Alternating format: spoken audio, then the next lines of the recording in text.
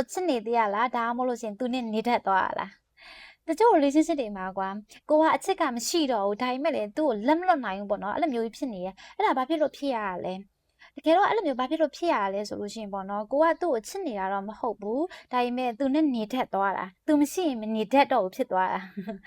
အဲ့ဒါကဘာကိုပြောရလဲဆိုလို့ရှိရင်သူနဲ့ပတ်သက်ပြီးတော့ကို့မှာပြဿနာကြီးရှိတယ်အဆင်မပြေမှုကြီးရှိတယ်နာကျင်မှုကြီးရှိတယ်အဲ့ဒီနာကျင်မှုတွေအဆင်မပြေမှုတွေပြဿနာတွေကပဲကို့အတွက် family ရဖြစ်သွားတာကွာကို့အတွက် family ရဖြစ်သွားတဲ့ခါကျတော့ကို့တောက်တဲ့နေရာမှာကြောက်တယ်ကို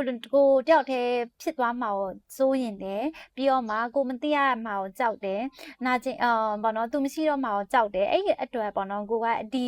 နေရာကြီးကိုပေါ့နော်ကိုအတွက်မကောင်းမှန်းသိနေတာတောင်မှအဲ့ဒီနေရာကြီးကိုနာနာကျင်ကျင်နဲ့ပဲကိုအတွက် family ဖြစ်နေတဲ့ family ရဖြစ်နေတဲ့အခါကျတော့တသားနဲ့ကြာနေတဲ့အခါကျတော့ပေါ့နော်ဘာဖြစ်သွားရလဲဆိုတော့အဲ့နေရာကြီးကကိုအတွက်လုံခြုံတဲ့နေရာဆိုပြီးတော့မှကိုရဲ့မသိစိတ်ကထင်သွားတာကွာ safe place လို့ထင်သွားတာပေါ့နော်အဲ့လိုမျိုး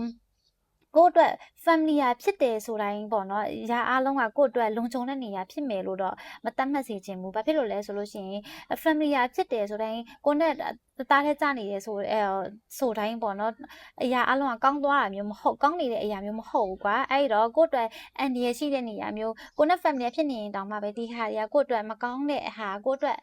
ဆိုးကျိုးဖြစ်စေတဲ့အရာမျိုးဆိုလို့ရှိရင်တော့ဒီအရာကိုကရှောင်တတ်ရမှာပေါ့နော်။အဲ့တော့ကိုကအဲ့ relationship နဲ့ပတ်သက်ပြီးတော့မှာပေါ့နော်ကိုပြန်မေးကြည့်ရမှာကိုကအချစ်မရှိတော့ဘူးဆိုလို့ရှိရင်လက်မလွတ်နိုင်သေးတာကကိုတန်ဖိုးထားပြီးရွေးချယ်မှုမလုပ်နိုင်သေးတာအသစ်တစ်ခုကိုစတင်ဖို့အတွက်မဝန့်ရဲသေးတာဖြစ်နိုင်တယ်ကွာဒါကြောင့်မလို့ကိုအသစ်တစ်ခုကိုစတင်ဖို့အတွက်တတိကိုအရင်မွေးပြီးတော့မှာပေါ့နော်ကိုတန်ဖိုးရှိစွာနဲ့ရွေးချယ်တတ်ဖို့ကအရန်ကိုရည်ကြီးပါတယ်